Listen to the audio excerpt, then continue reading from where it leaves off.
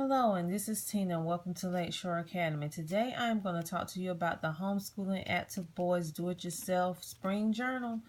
And I know there's videos out there that shows this journal, but I'm going to explain to you how we will use it.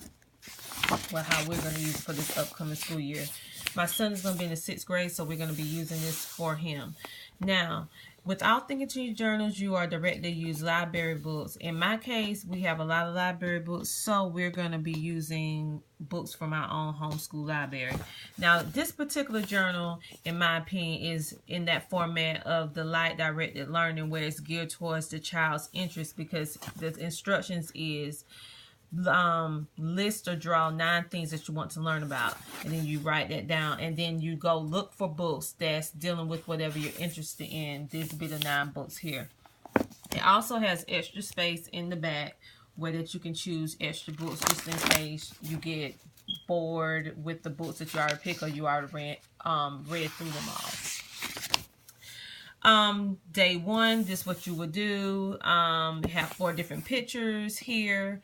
And what I'm going to do is discuss each picture with my son, have him write the date, and we're going to just discuss those 4 pictures. Now, I know that this is not a Christian-based journal. However, what I'm going to do, because every day we read from our daily scriptures, and it has a scripture and a scriptural thought for each day, so he writes down that day and that particular scripture. He can even have his plans or his to-do list. Next, he will be able to watch an educational video. He's going to write down the title, the subject, answer these 2 questions, and write or create an advertisement for that video. He will also be able to rate how he felt about that particular educational video. Here, he can either write 1 word to describe how he feels for that day, to describe him, or this picture. Here we will talk about this picture once again. He will be instructed to write down that particular date for that day, and we'll either talk about what we're going to talk about this picture, and then he can either write what he thinks should happen next, or he can make up anything that he want to make up for this story, or he can copy something that he really loved in the book that he's reading. Here I really enjoy excuse me, the how do you feel today, because this helped me be able to know how he's feeling, and I'll be able to tailor his education for that particular day based on how he's feeling. So it helps me understand what he's going through. Here is the creative writing. It's not too overwhelming. He can just write about anything he want to write about. He can use this picture if he wants, or he can do some copy work out of his book. Here, reading time. You have 1 hour. We do have a timer, so I can set the timer for him to do it. He can do 15 minutes for each book, 4 books that he picked, or he can use 1 book and use a chapter per box, whatever he chooses. It just depends on what type of mood he's in for that day. If he's reading something that he's really enjoying and he don't want to read separate books, it just all depends, because it just can vary from day to day. The next thing is spelling time. He will use one of his books that he's one of the 9 books that he chose. He will pick one of them and use it for his spelling words for that particular day, or week rather, for that week. And it's direct. You just choose 20 words with 4 letters. Now, I particularly changed this to more difficult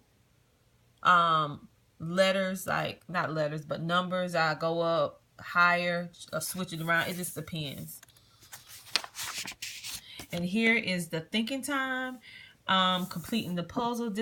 I love this because it's the logic games, and you think this is very just like simple, and it looks like it's not doing anything, but really actually what it's doing is teaching the right side and the left side of the brain to work together. So he really likes this, and I can really see how he's getting more creative since he's been doing these thinking time and dyslexic games.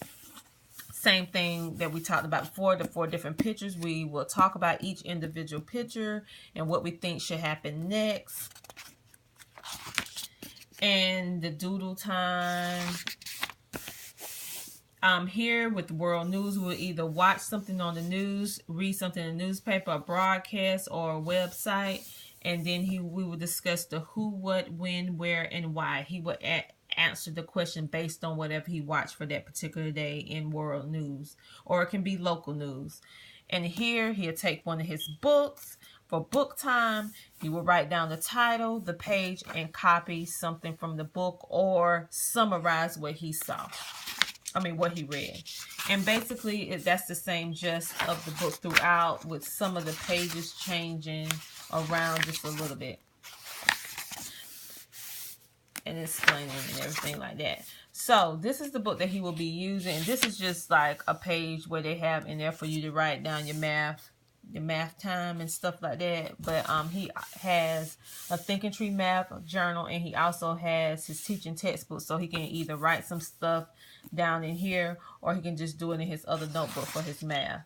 And this is the nature study. He can go out and do whatever he want to do with the nature. Usually I have different activities for us to do with the nature aspect of this journal.